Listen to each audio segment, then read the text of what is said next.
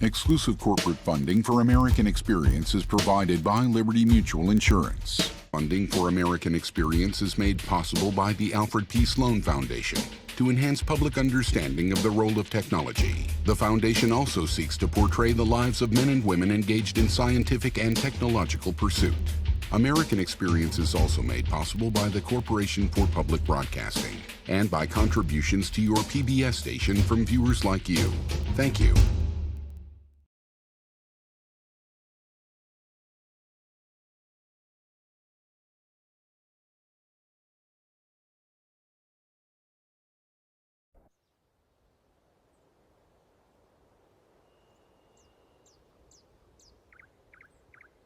Deep in the Black Hills of South Dakota stands one of the biggest and unlikeliest monuments on the face of the earth. A feat of modern engineering that relied on the ingenuity of the ancient Greeks.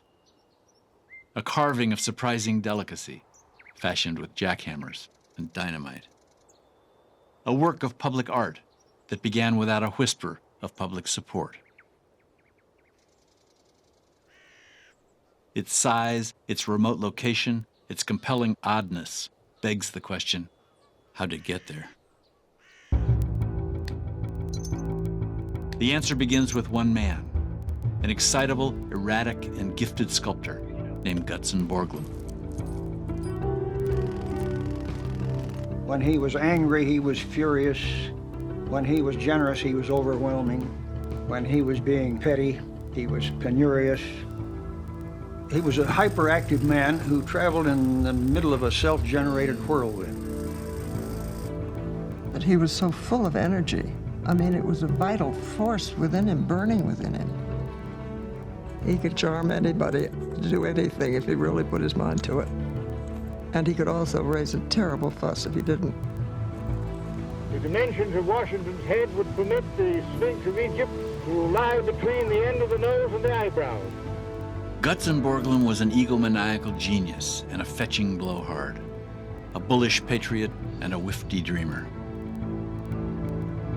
When he began Mount Rushmore, he still believed that one man could change the world.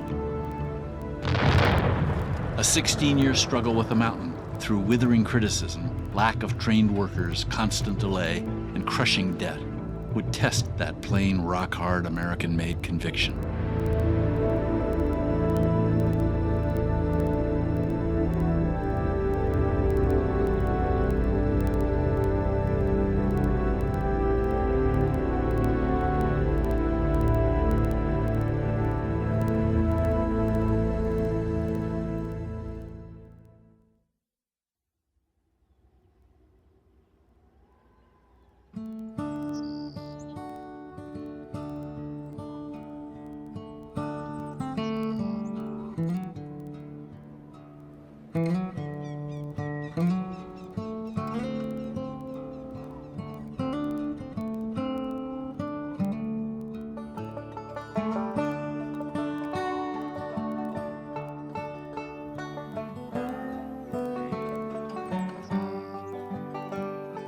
On October 1st, 1925, a few hundred souls made their way up a rough mountain pass toward a seldom-seen peak in the Black Hills of South Dakota. That day, at the base of Mount Rushmore, Gutzon Borglum announced his intent to create the Great American Memorial. In the mountain granite, he would carve a monument befitting the world's newest power, statues of 4 American presidents, more than 30 stories tall. Gutzon Borglum's monument would dwarf the Statue of Liberty, the Sphinx of Egypt, the Colossus of Rhodes. If you start way back when we first came here, my father was looked upon as a weirdo and a crank. They thought he was really just very peculiar, and he had big ideas that would go nowhere. This is a crazy idea. In a society that is so recently removed from the frontier that everything had to be utilitarian. It had to have a purpose. And of what good were faces carved on a mountain, even if you could do it, and who knew if you could do it? First, he told the Rapid City businessmen, supposedly, that he didn't need financial support from them. Then after that very first dedication ceremony in I believe, October of 1925, when he had dinner with them afterward, he said he really needed that $50,000 now. This is the sort of thing that angered the people of South Dakota, who began to become very skeptical about him. In 1925, Gutzon Borglum wasn't much concerned with what the locals thought of him. His critics, he said, were mere horseflies. If South Dakotans were too thick to seize the opportunity in this magnificent work of art, then they didn't deserve Gutzon Borglum. That's the way Borglum saw it, and that's all that mattered to him.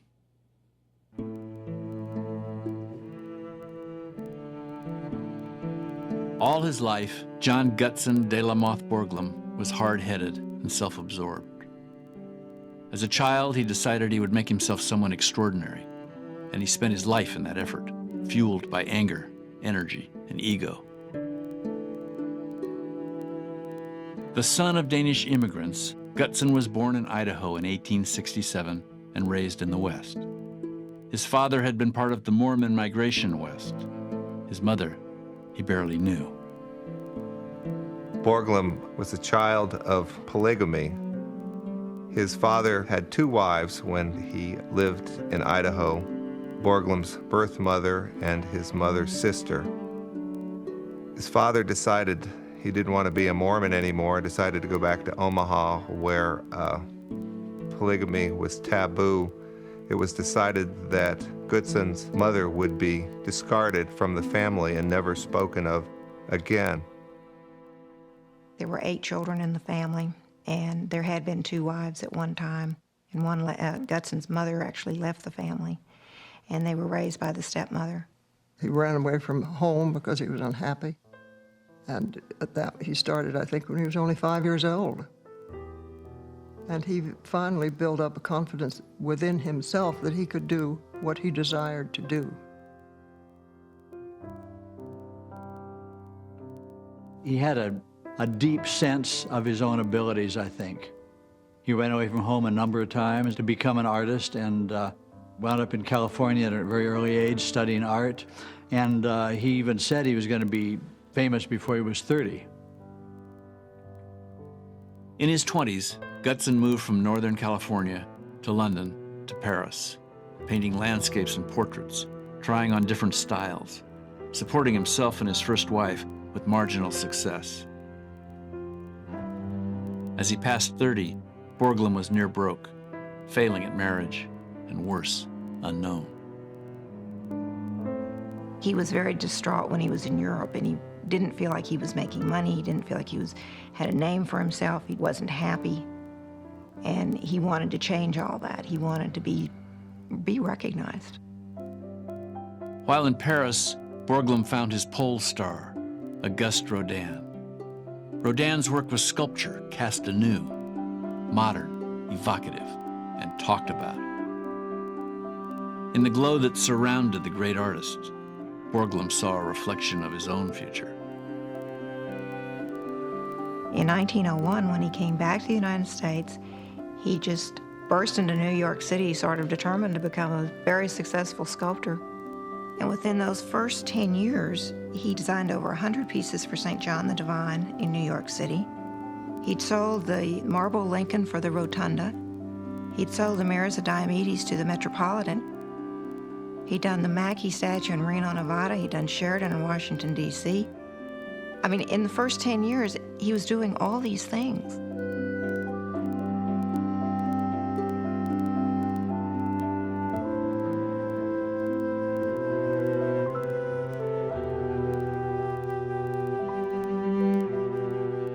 Every really great artist has something in their personality that they're able to impart into their work that is unique and is only them. With Borglum, I see the personality. When I touch those surfaces a lot of time, I often expect almost to feel a little glaze of electricity that's traversing across the form.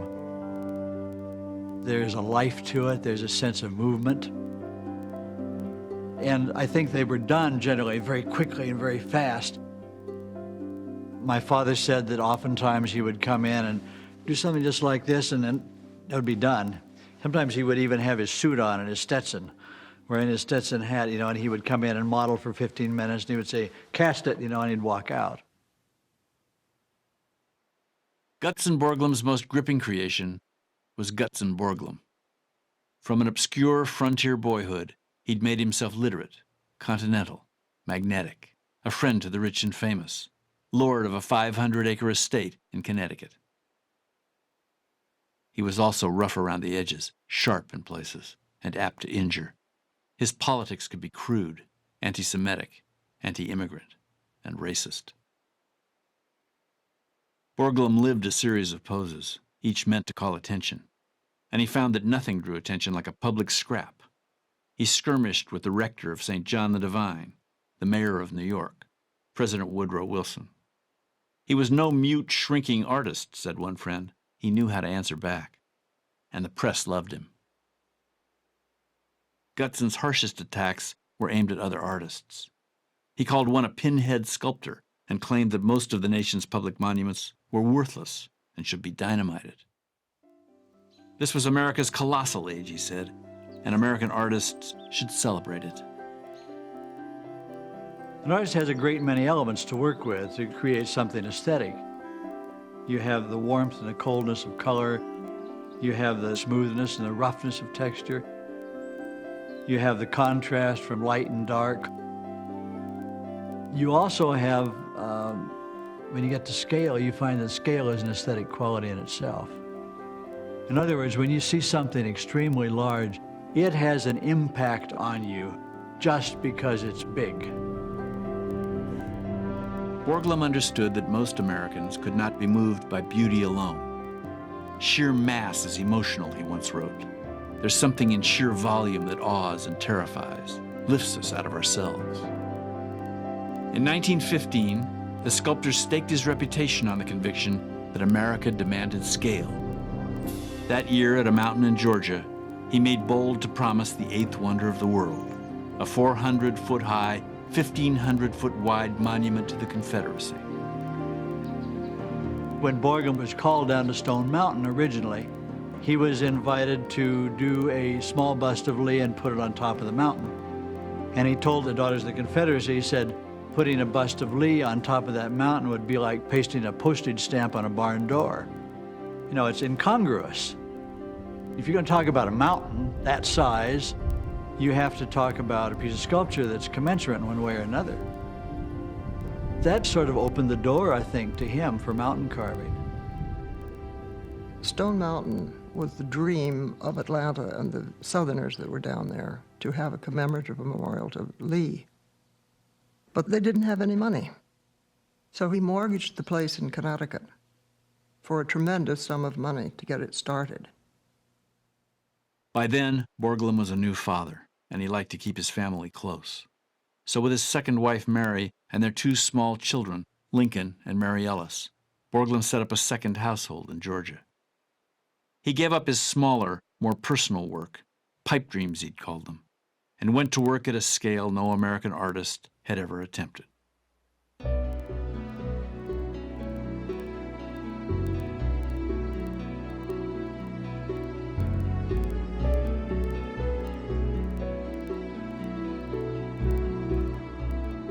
The Confederate monument turned out to be an exhilarating fight and nearly disastrous.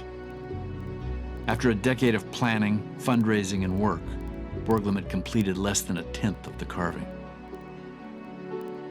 The Stone Mountain Association fired Borglum, accusing him of wasteful expenditures and an ungovernable temper. In a fit of anger, Borglum destroyed his working models. The association, claiming ownership of those models, swore out a warrant for his arrest. So at the beginning of 1925, Gutzon Borglum was a 57-year-old fugitive, rheumatic, exhausted, publicly humiliated, and deeper in debt by the day.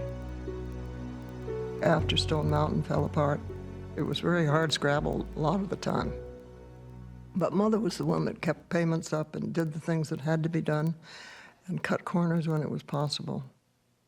Mary's letters would be, how are we going to divide up this $100? Who needs to be paid this week? Who's not going to be paid?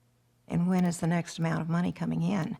So they were down to the very nitty-gritty Gutson raced from Washington to North Carolina to Texas, trying to drum up new commissions.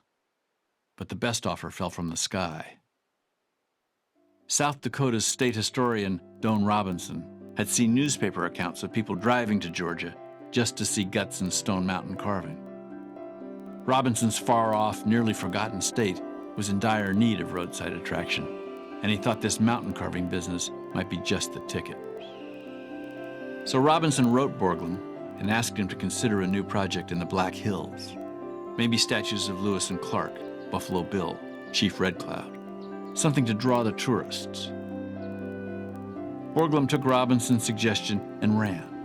Western figures are too parochial, he announced. He would carve national heroes.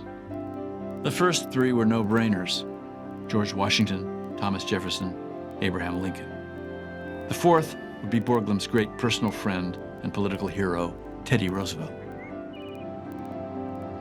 And Borglum said he would carve his presidents on Mount Rushmore, a site he chose for its broad face and a southeastern exposure that guaranteed the most dramatic light. To his 12-year-old son, Lincoln, he confided, "Nothing but the Almighty can stop me from completing this task." When he got the call to come to Mount Rushmore, this was a great chance to redeem himself, to do all the things he'd ever wanted to do in a much larger scale than he'd even dare think about until that point. He could taste it from the second he got off the train in Rapid City. He had expected Stone Mountain to be the crowning achievement in his career. And here he was presented with a bigger crown. It was going to be bigger, larger. And all he needed to do was to get $1 million or whatever to do it. Doane Robinson was thrilled and happy to let Borglum have his way with the planning. After all, he said, God only makes a Michelangelo or a Gutzon Borglum once every 1,000 years. The remainder of the state was less enthusiastic. That Mount Rushmore stood on ground sacred to the Lakota Sioux wasn't even the big problem. In the 1920s, South Dakotans simply didn't have a lot of spare cash for public monuments. A year after Borglum's plea for $50,000 seed money, locals had raised only $5,000. And the proposed project hadn't exactly brought honor to the state. In fact, Mount Rushmore was a bit of a knee slapper around the country. Borglum is about to destroy another mountain, wrote one newspaper back east. Thank God it's in South Dakota, where no one will ever see it. The sculptor had only one solid asset: South Dakota Senator Peter Norbeck. Peter Norbeck was the son of Norwegian immigrants, born in a sod dugout and raised poor on the South Dakota plains. He was stout, plain-spoken, and quietly ambitious. As a young man, he'd made a fortune drilling wells and then moved to politics. Grandpa Norbeck has been described as rough as the Norwegian northern pines, but also with the soul of an artist. His formal education was very limited, but somewhere in there he found the interest to pursue these more intellectual and artistic endeavors. He supported Dad in everything. He got very cross with him on times when Dad would demand more money and had to have more money. But also, I think that Senator Norbeck was a bridge between Dad and the local people. He saw this as an opportunity to bring people to the Black Hills. Any tourists, any people we could bring into South Dakota from the outside brought their wallet, their dollars with them, and any outside dollars in this state that could be brought in were desperately needed.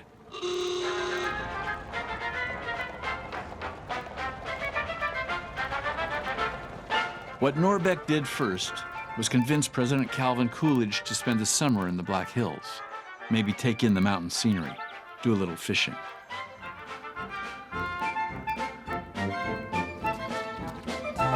Even before Coolidge got to town, Rapid City was fevered with Babbitt-like boosterism, and the Rapid City Commercial Club renewed its drive to raise cash for Senator Norbeck's carving. By the time the president arrived, the Rushmore Association had $42,000 in the bank, And Borglum was in a lather too, planning a second and more extravagant dedication, one the president could attend, with the national press in tow. And on that August day, Silent Cal made a speech that surprised even Borglum. He started out by saying, "We have come here to dedicate a cornerstone laid by the hand of the Almighty." Further in the speech, he said the people of South Dakota have been bearing this burden so far, which they had not. And he thought the government ought to help. And this was the beginning of getting government support. With Coolidge's support, Norbeck pushed a bill through Congress authorizing federal matching funds for Mount Rushmore, one government dollar for every private dollar raised. The problem was, in 1929, there'd been only $50,000 raised. Still, with less than 10% of his budget in hand, Gutzon Borglum rushed ahead, anxious to answer the big question: could this colossal carving be done? It was 500 feet to the top of Mount Rushmore. Nobody could be sure how much carvable granite existed beneath the richly creviced surface. Long frozen winters would make work nearly impossible 4 months a year. Even more troubling to Borglum was the pool of men available to do the work.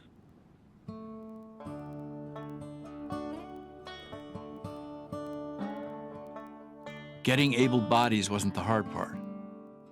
Jobs were scarce in the Black Hills in 1929, and Mount Rushmore offered some of the highest paying work around. But as dozens of men started to sign on, Borglum realized he was going to have to depend on locals, the untutored miners, he called them. A lot of these guys were tough, rough, brawling kind of guys. They used to say that the Keystone Boys' playpens were fenced with barbed wire, and that they only turned the other cheek when they were delivering a left hook.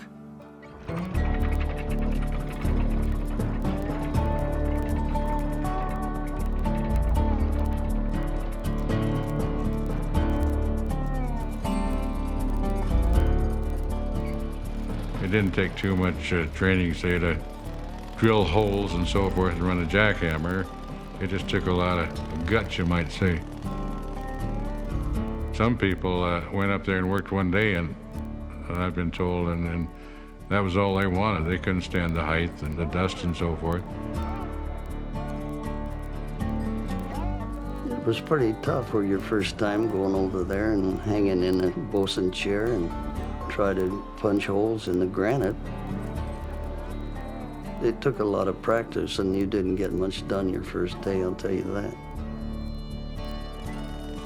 Most of the jackhammers weighed 40 or 50 pounds, and then you had to carry your steel with you also. So you had quite a load going down there.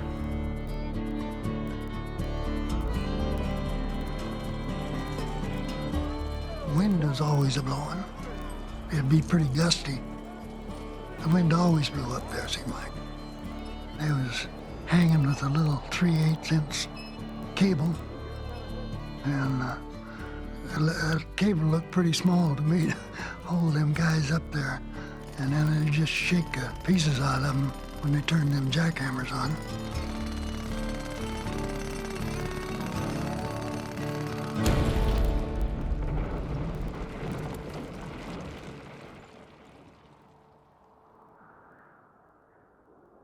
Once the men had blasted off the surface rock, leaving a giant egg-shaped mass where Washington's face could be sculpted, Borglum spent days watching the light and shadow play on the expanse, then decided to rotate the face 20 degrees from his original plan. After that, the sculptor and assistants like Ivan Hauser set to recreating the studio models on the side of the mountain. The commonly used methods didn't apply. The mountain was simply too big. So Borglum turned the page back to a technique devised by the ancient Greeks. In doing a big piece of sculpture, one of the problems, of course, is the enlarging. You're trying to locate points in space and at one scale, and then you try to locate those same points in space at another scale. So what they did is you have a beam coming straight out from a point that turns on a swivel, and you can note the degrees at which it is turned. And so as you turn the one in the little model, and you can say it's off 30 degrees off to the right, and it's out so many measurements and down so far and then in so far, and you can locate a specific point on Washington's cheek, for instance. So then you can do the same thing up on the mountain.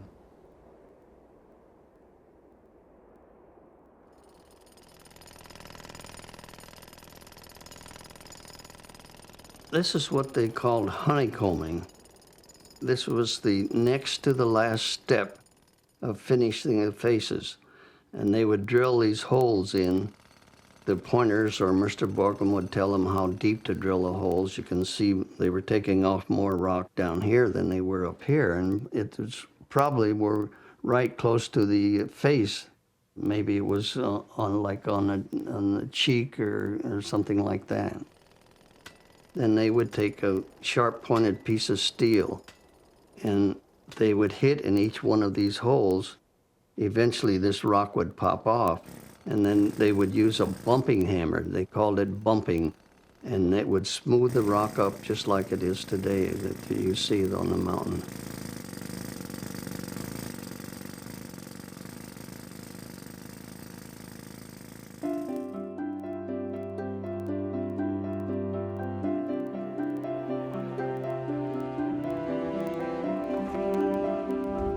Independence Day, 1930. Just more than a year from the day real work began, Gutzon Borglum revealed to the world the first great granite visage. July 5th, Mount Rushmore was a dateline in papers across the country. Through that summer, newsreels of the dedication played at theaters nationwide. Suddenly, Rushmore was a fixed point in the American consciousness. And as work on Washington continued, tourists began making the trek to see the strange sight in the Black Hills. In the first year alone, 27,000 people visited Mount Rushmore, now billed as the shrine of democracy. The early success confirmed Borglum's every plan. Now his men could race to the finish. The entire carving, 4 figures, each complete to the waist, would be done inside of 4 years, he figured. He'd figured wrong.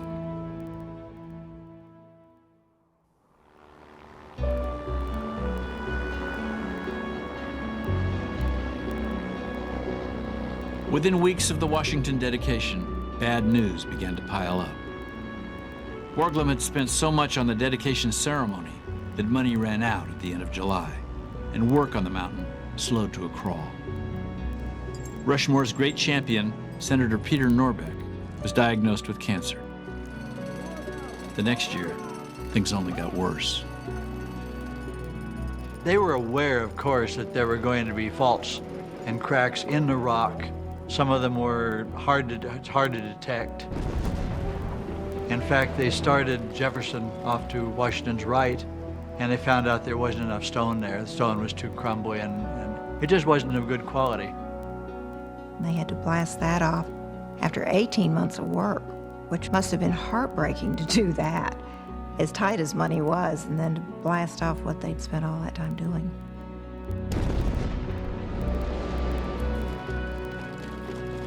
By the end of 1931, the Rushmore Association was $16,000 in the red, with little hope of raising more private money. They had this almost double whammy. The whole entire country, in fact, much of the world, was wrapped up in this horrendous financial depression. Then on top of that was the Dust Bowl days. There was no rain. The farmers could raise no crops. What little they could raise, it was almost impossible to market. They were leaving the state in droves. Those who stayed wondered why they were still here.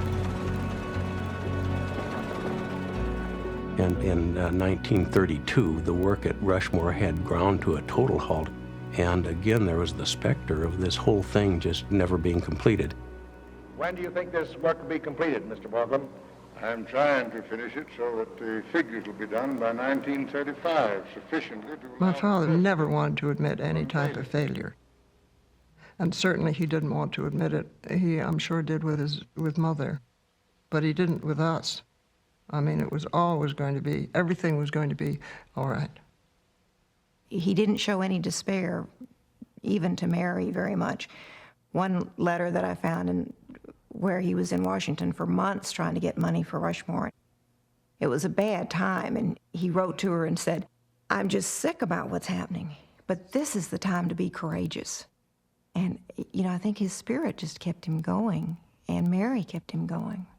I don't think he would have been able to carry on if it hadn't been for my mother. She was always there, not driving him, but building up his ego and making him aware that he was a great sculptor. Even in the darkest days of Rushmore, Gutzon never lacked for ego.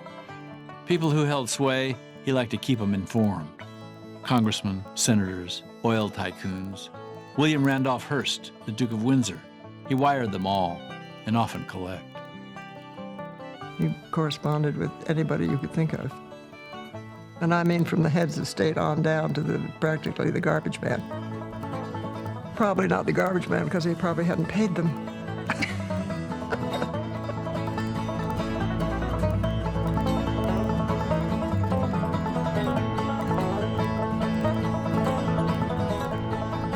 He was coming across the state, and he stopped at a little station, and he wanted to fill up the car.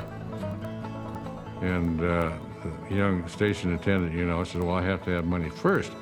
He said, "Well, don't you know who I am?" And the attendant said, "I know exactly who you are. That's why I have to have the money first." He felt that he should have free gasoline if he wanted it. He saw movies without paying, and his personality was so powerful, they let him go in and do it. As he said many times, "I'm giving these people in the Black Hills an asset that'll bring in billions of dollars, and they're persecuting me over a piddling parcel of groceries." Where money was concerned, Gutzon was fearless. He spent himself and his projects into the hole today, convinced he could win more tomorrow. Borglum had this tendency to show up in Washington unannounced and appear before committees and attempt to schedule appointments with the president. He would give one set of financial projections to one committee or to one senator or to one congressman, and within a matter of hours or days come up with another set of figures. Or he could say he could finish this project for $250,000 when everybody sitting in the room knew that there was no way in which that entire project could be completed for $250,000. A number of times my father and Borglum were in the Senate seeking funding for Mount Rushmore.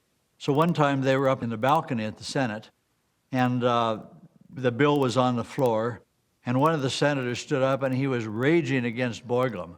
And he was calling, why are we trying to appropriate funds for this crazy genius? And then that triggered Borglum. Borglum jumped to his feet. But before he could say anything, my dad grabbed him by the coattails and pulled him down, and he said, "He called you a genius, didn't he?" It was Senator Norbeck who saved Mount Rushmore, with an assist from the deepening Depression. At the end of 1932, as the national economy slid downhill, President Herbert Hoover started passing out relief money, and Norbeck snared 100,000 federal dollars for jobs on the mountain. Then he convinced the National Park Service to take over the project, guaranteeing more funding.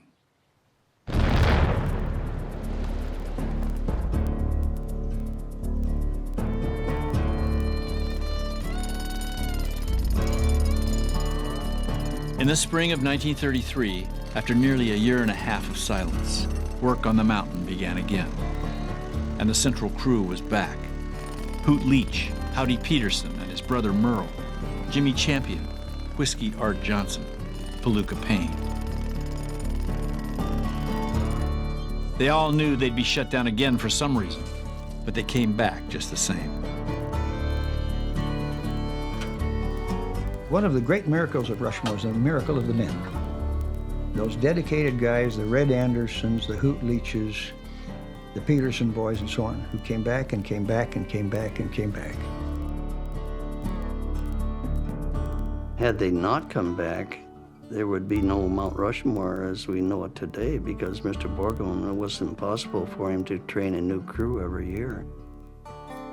But these men were dedicated to the mountain When the mountain would shut down for lack of money or in the wintertime, they'd all have to find another job. But when the spring had come around and they'd get the call to come back, they'd quit what they were doing and come back to work at the mountain. Red Anderson said, at first it was just a job, and just a crazy kind of a job at that. But as time went by, all of this started to change, and they developed a sense, came together fused in a sense that they were creating a great thing. The men stuck it out in spite of their boss. The chief, they called him, but only behind his back. Borglum rarely talked to his men except to give orders. He's a heck of a stone carver, said one, but he ain't no sweet talker. I'm not satisfied with how it turns under there and comes against the collar. You go on down now, Payne. I want those points very carefully examined. I'll be down there within a few minutes. Dad might get furious at them if they were stupid, because he could not stand stupidity. Anybody could make a mistake once, but not 2 or 3 times. And if they did 2 or 3 times, he would usually have them fired. And that was another job that Lincoln had, because if it was a good man, Lincoln would have to talk him into coming back again. And then Dad would be sort of surprised to see him, and then he'd say, "What have you been doing, Lincoln?"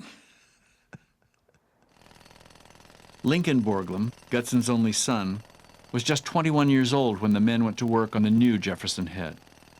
But despite Lincoln's youth, Gutson left his son in charge of the mountain during his long and frequent absences. He grew up with the mountain, working so close with his father. It just had to be catchy. I mean, he had a vision also of what the mountain was going to be like. You would never see him sitting down. If you'd look up, Lincoln would be up on top looking down or looking at the faces or where the men were carving. He was all over the mountain. You never saw him get mad or to chew anyone out. You could laugh with Lincoln and have a great time. When we went on our baseball trips, Lincoln would always go, and if we did something good, why, he'd pat us on the back and tell us what a good job we'd done, and he was just a great guy. Lincoln had a calm, easy manner his father relied on, more than anything, to mend relationships Gutson broke. And throughout the mid-30s, Gutson was more combative than ever. The Jefferson Head continued to vex. The men blasted down 60 feet to find carvable rock, but even then, huge fissures cut through the face. And there was a mass of feldspar that had to be dug out, leaving a gaping hole on the president's lip. Using Borglum's concoction of white lead, linseed oil, and granite dust, the men filled in the cracks and divots as best they could. But it all took time and money. And with the National Park Service now overseeing the project, it was up to a Rapid City farm implements dealer named John Boland to make sure money was spent according to federal guidelines and not Gutson's. When Borglum needed money, he had to go to Boland and beg, and the sculptor grew to resent it. "I've got to go to Rapid City," he told Red Anderson one day, "and punch a certain son of a bitch right in the nose." Other days, Borglum threatened to walk away from Mount Rushmore entirely, leaving the unfinished monument like a scar on the Black Hills. With so much at stake, Senator Peter Norbeck's most critical job was handling the explosive and unpredictable artist. Grandpa Norbeck was the one person whom Borglum respected enough to accept his judgment and conclusion about things. And in a number of his heated arguments and conflicts with Boland in particular, but by no means confined to John Boland, Grandpa Norbeck was able to step in and resolve, or at least partially resolve, some of the conflicts. And then something would erupt all over again. By the end of 1934, Peter Norbeck had had his fill. His 4-year fight with cancer had drained his energy and his good humor. "I have lately come to feel that you will do something that will prevent the completion of Rushmore," he wrote to Borglum. "I've made over 7 years of effort in this work. It's been a heavy drain on my strength and purse. It keeps getting worse." But even as cancer ate away at him and took his ability to speak, Peter Norbeck would not let the Rushmore project fall apart. In 1935, he strode into the Senate one last time and won a new $200,000 appropriation. But he knew it would be his last big fight. As the senator neared death, he was philosophical. A week after I'm gone, they will start to forget me. A decade, and most people of South Dakota will be unable to even recall my name. It was Borglum's name, he thought, that would endure. But in the summer of 1936, Peter Norbeck was front and center to see President Franklin Roosevelt dedicate the hard-won Jefferson sculpture.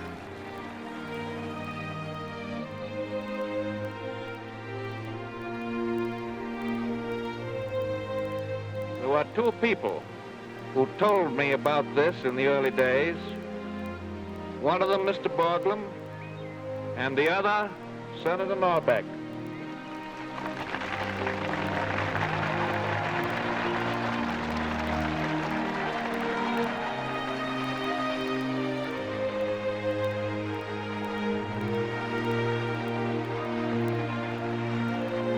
It was one of the supreme days of my grandfather's life.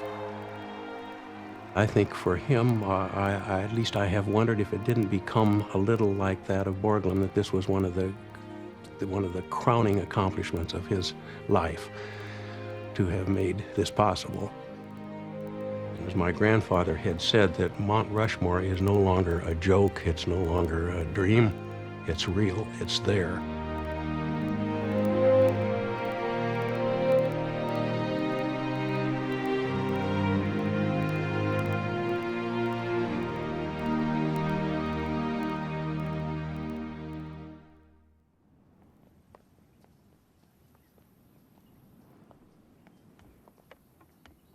Mr. Borglum always complained that people bothered him when he was doing his work, but he would always stop, and if someone wanted to ask a question or something like that, he'd like to stop and talk to the people too, so he could explain what he was accomplishing.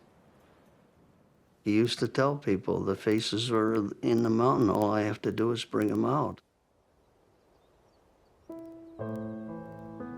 He never gave up seeing it as great art. And a lot of people would argue with that it was more of an engineering project than anything else. But he really saw it as art, that he was going to bring the life of those four people to the forefront, just as you would if you were doing a small statue of them.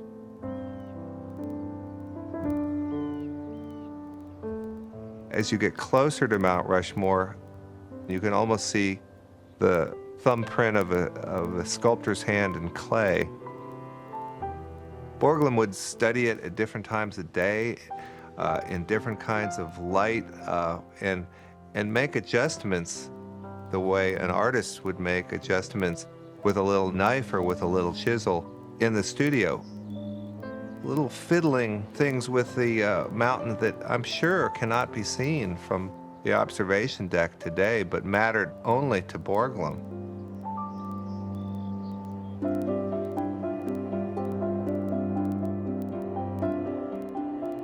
Even as he passed age 70, Gutzon Borglum was still trying to find ways to vivify his carving.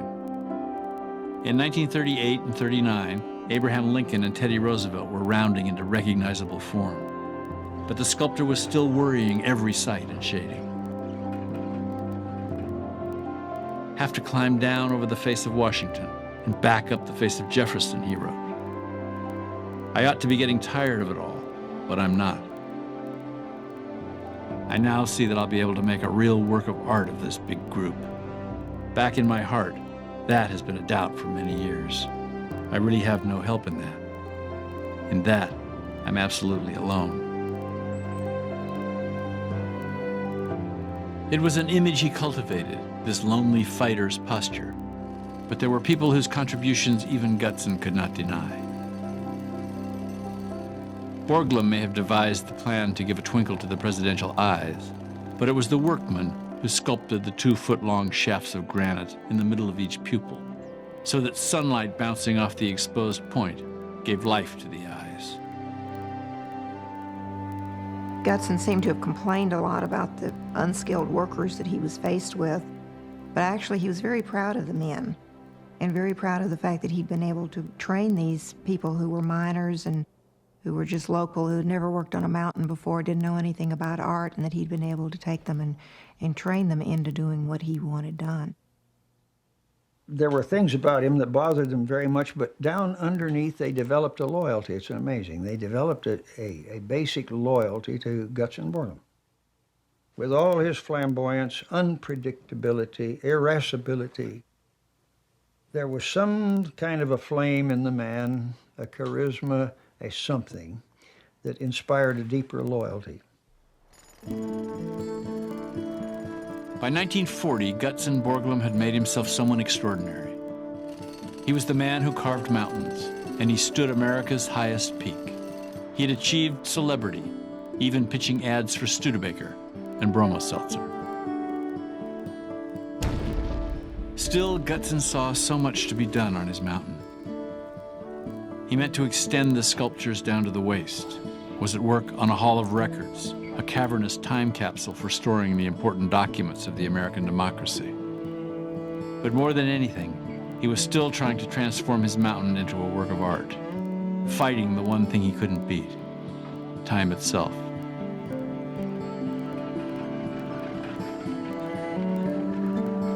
At the beginning of 1941, the coming World War overwhelmed Mount Rushmore. After a dozen years, Congress finally cut off funding for good. A week later, Gutson Borglum was dead, suddenly and unexpectedly at age 73, from complications following surgery.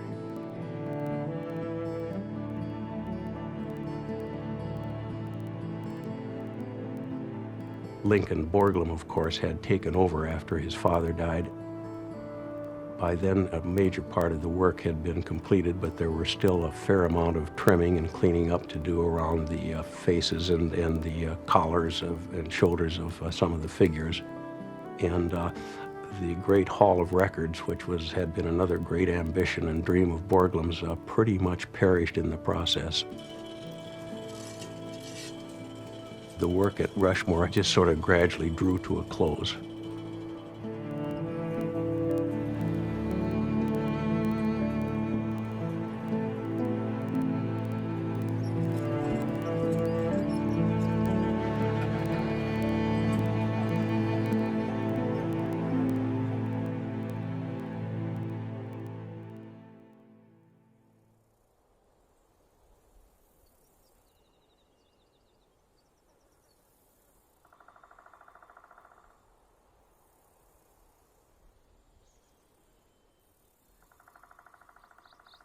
It took 14 years to carve Mount Rushmore. Men removed 500,000 tons of granite, driving 120 feet deep in places. George Washington's face is 60 feet long, his nose 20, and each eye is 11 feet wide. Roosevelt's mustache is 20 feet across, Lincoln's mole 16 inches. The carving cost $989,992.32, almost all of it from the United States Treasury. For the money, America got the biggest and oddest monument on the face of the earth, and one of the most compelling. Since 1930, more than 50 million people have made pilgrimage to the remote cliffside shrine.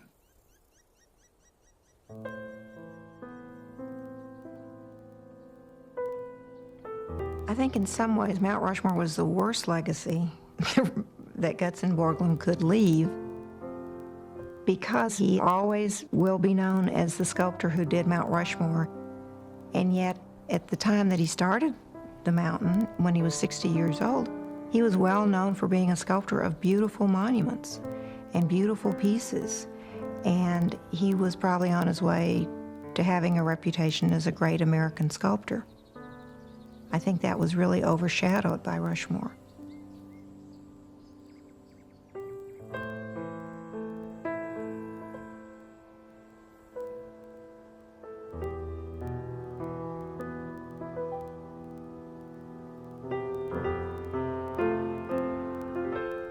I look up on the mountain and I think of Mr. Borglum.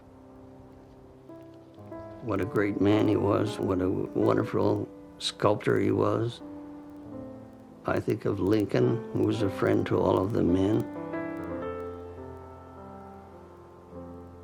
And then I think of all the men that I worked with and knew, and how dedicated these men were to the mountain.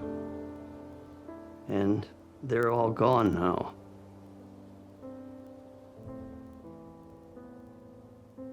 And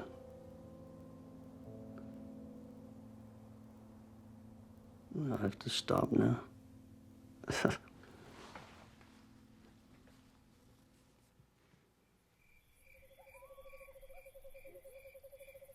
Like its sculptor, Mount Rushmore is loud, demanding of attention, and maddening. To naturalists, the carving is an eyesore. To Native Americans, a desecration. It stands as a monument to energy and possibility, to national pride, and an often unbecoming national self-satisfaction. And like the biggest and boldest creations in America, Mount Rushmore was not built on good intentions alone.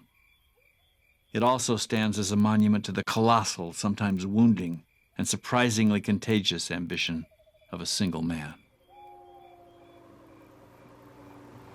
I'm allowing an extra 3 inches on all the features of the various presidents in order to provide stone for the wear and tear of the elements, which cuts the granite down an inch in 100,000 years. 3 inches will require 300,000 years to bring the work down to the point that I would like to finish it.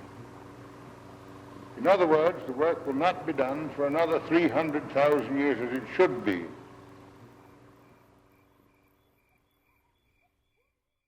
Exclusive corporate funding for American Experience is provided by Liberty Mutual Insurance. For American Experience is made possible by the Alfred P. Sloan Foundation to enhance public understanding of the role of technology. The foundation also seeks to portray the lives of men and women engaged in scientific and technological pursuit.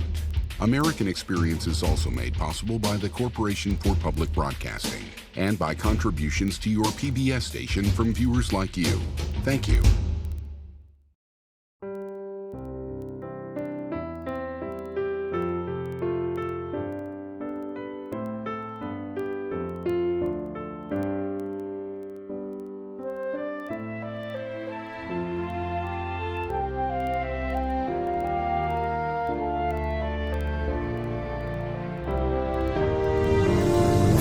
There's more American Experience online at pbs.org, where you can find out how to join the discussion on Facebook and Twitter. American Experience, Mount Rushmore, is available on DVD. To order, visit shoppbs.org or call 1-800-PLAY-PBS. American Experience is also available for download on iTunes.